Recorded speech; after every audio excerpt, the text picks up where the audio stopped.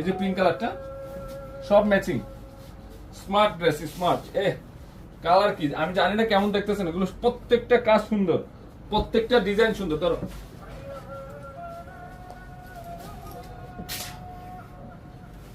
অনেক আনকমন। এটা হচ্ছে প্যান্ট,